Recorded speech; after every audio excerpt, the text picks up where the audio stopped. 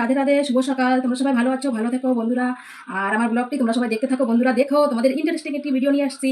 দেখো কি করে বরের কাছ থেকে পয়সা ইনকাম করতে হয় আর একটু একটু করে বুদ্ধি খাটিয়ে টাকা জমাতে হয়, সেই ভিডিও তোমাদের কাছে নিয়ে আসছি। দেখতে থাকো বন্ধুরা। আমি নিজে কাজ কাম করে, না লেবার না কিছু, লেবারের পয়সা আমি করবো কাজ, আমার বরের কাছ থেকে নেবো আমি পয়সা। দেখো মানি কিভাবে নিতে হয়। দেখো আমি নিয়েছি আমার বরের কাছ থেকে এই যে 600 টাকা। 600 টাকা আমার লোকে কেন দেবো? লোকরে না দিয়ে আমি ঘরের সমস্ত কাজ কিভাবে করে সেই ভিডিওটা তোমাদের সঙ্গে নিয়ে আসছি। দেখতে থাকো বন্ধুরা। আর এই যে 600 টাকা আমি মানি পেয়েছি, মানিটা আমি এই 600 টাকা আমি কি করে ইনকাম করে আমি বরের কাছ থেকে নিয়ে লোকের আমি দিইনি, কাজের লোক রাখলে দিতে হতো, আমি দেইনি। দেখো সেই পয়সাটা নিয়ে আসলাম আমি, সংসারের খরচে লেগে যাবে। এই যে আমি ডাব্বায় রেখে দিয়েছি এইটা, আজ থেকে লক্ষ্মীর ভাণ্ডার এটা আমি বানিয়ে নিয়েছি। আর দেখো আগেও আমি এইভাবে আমার সংসার খরচের থেকে পয়সা বাঁচিয়ে বাঁচিয়ে এতগুলো টাকা আমি রেখে দিয়েছি মানি। এখন আমি এটা আর রাখবো না, এটা ছোট হয়ে গেছে, কেন কি হয় না, চিল্লার পয়সাগুলো এতেও রাখছি, এটা ভরে গেছে তাই এটাই রেখে দিচ্ছি। বরের পয়সা কি করে দেখো কামাই করে একটু একটু করে মানি জমা করে সংসারে কিভাবে কাজে লাগাতে হয়। আর আজকের ভিডিওটা নিয়ে আসছি, ব্লগটা আমি তোমাদের সঙ্গে এমনভাবে ঘর পরিষ্কার পরিচ্ছন্ন করে আমি কি করে আমার বরের কাছ দিয়ে টাকা ইনকাম করে নিয়েছি সেটাই। বুদ্ধি রাখতে হবে, মাথায় বুদ্ধি রাখলে বরের কাছ থেকেও টাকা ইনকাম করা যায়। বুদ্ধি খাটিয়ে চলো বন্ধুরা, বরের কাছ থেকেও মানি পাবে আর নিজেরও পকেট মানি ভরবে। সংসারে যখন প্রয়োজন হবে তখন আমি এই পয়সাটা খরচ করতে পারবো। রাধে রাধে, সবাই ভালো থেকো। গুড মর্নিং, রাধে রাধে বন্ধুরা, সবাই আমার সঙ্গে থাকো। দেখো আমার আজকে ভিডিওটার জন্য আমার ব্লগে তোমাদের সবাইকে সঙ্গে করে নিয়ে আজকে একটি ব্লগটা নিয়ে আসছে। ব্লগ ভিডিওটা আমার সঙ্গে থাকো, আমার লিটিল ধামাকা ব্লগের সঙ্গে তোমরা যুক্ত থাকো বন্ধুরা।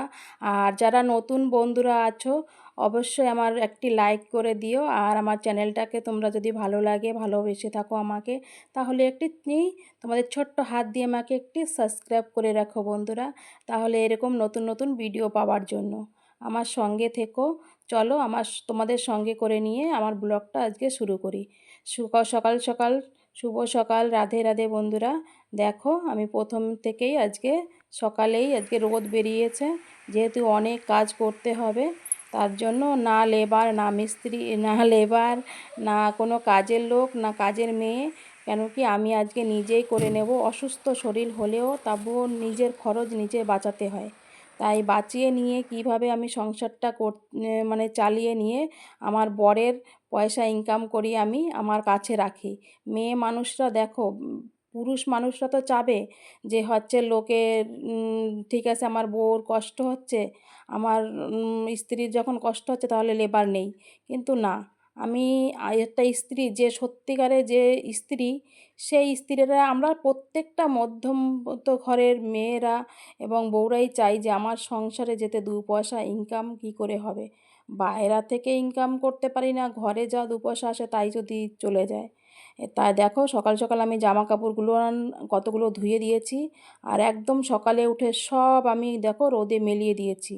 একদম ঘর পরিষ্কার বের করে নিয়ে এখন একটু রোদ যেহেতু শুকিয়ে মানে রোদেই হয়ে গেছে, এখন আমার জামা কাপড় মেলার জায়গা হবে না, জামা কাপড়টা আমি কোথায় নাড়িয়ে দেবো। তাই জন্য আবার এই যে খাটের জিনিস খাটে এনে গদ্দাগুলো বালিশগুলো, বালিশ আছে রোদ্দুরে, গাদ্দাগুলো এনে আমি রেখে দিলাম খাটের উপরে, কেন কি এখন নাহলে জায়গা হবে না, যেহেতু আর অনেক জামা কাপড় মেলাতে হবে। তার ভিতরে ওই যে পরিষ্কার করে নিচ্ছি। দেখো এইখানে এই পাশে খাটটাও দেখো, এই যে এই পাশে যেই আরেকটা খাট আছে আমাদের ওইখানটায় ওই যে পরিষ্কার করে ছাপাই করে নিচ্ছি। আজকে ঘর মানে এলোমেলোভাবে কোথাও পরিষ্কার করছি, কখনো হচ্ছে রোদ্দুরে দিচ্ছি, কখনো হচ্ছে কি ঘর ঝাড়ু করছি, পরিষ্কার ফুল ঝাড়ু দিয়ে পরিষ্কার করে নিচ্ছি। মানে আজকে সকালবেলা একেতে কাজের ব্যস্ত, আবার বর আসার আগে আগে না করে নিলে বকবে। আমার শরীরটা যেহেতু অসুস্থ, মাথায় প্রচণ্ড লেগেছে, তাই কি করব, সেই বুদ্ধি খাটিয়ে নিয়ে আমার বর আসার আগে আগে আমি চেষ্টা করছি কাজগুলো গুছিয়ে নিতে।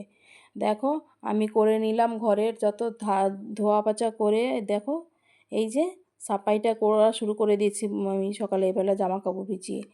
এই সকালবেলা ফটাফট মোছামুছি যত রান্নাঘরটা একটু ক্লিন করে পরিষ্কার ডিপ ক্লিনটা করে নিচ্ছি। প্রত্যেক দিনই করি, কিন্তু হচ্ছে আজকে একটু বেশি করে, যেহেতু খাটের পালঙ্কের যত যা আছে গাদ্দা সব কিছুই আমি বুদ্ধি খাটিয়ে সব জিনিস পরিষ্কার করে একটু এইখানটায় সবসময় না ইঁদুর টিঁদুর হাঁটাহাঁটি করে না, একটু পরিষ্কার পরিচ্ছন্ন করে নিতে হয়।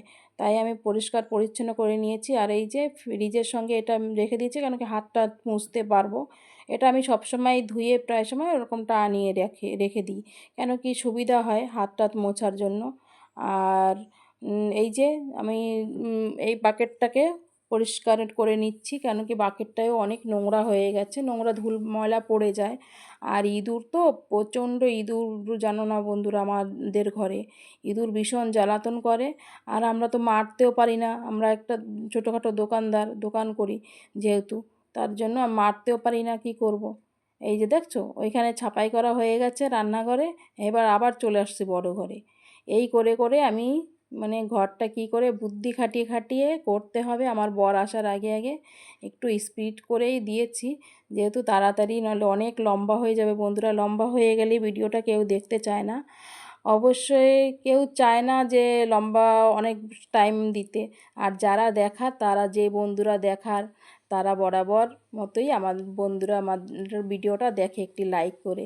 যেই বন্ধুরা আমারে অবশ্যই লাইক সাবস্ক্রাইব করে আছো, সেই বন্ধুদের সকলকে আমার আন্তরিক ভালোবাসা আর অনেক অনেক ভালোবাসা। দেখো এই যে ঝাড়ু দিতে দিতে দেখো একটি প্রজাপতি এসে যাচ্ছে আমার সামনে, এক্ষুনি আসবে। প্রজাপতিটাকে নিয়ে আমি একটু খেলাধুলা করবো। ঝাড়ু দিতে দিতে দেখো এক্ষুনি চলে আসবে। সত্যি আমার এত হাসিও পাচ্ছে। বন্ধুরা সত্যি তোমরা আমার পাশে থেকো।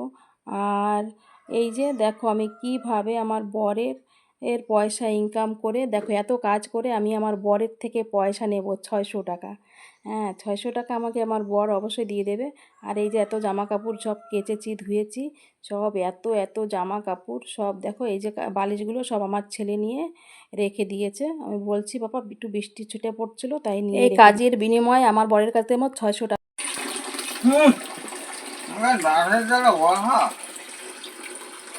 এই যে তোমাদের দাদাভাই মাছ কেটে দিচ্ছে, আমি পেরে উঠছি না, তাই আজকে কাজের জন্য পুরো ব্যস্ত।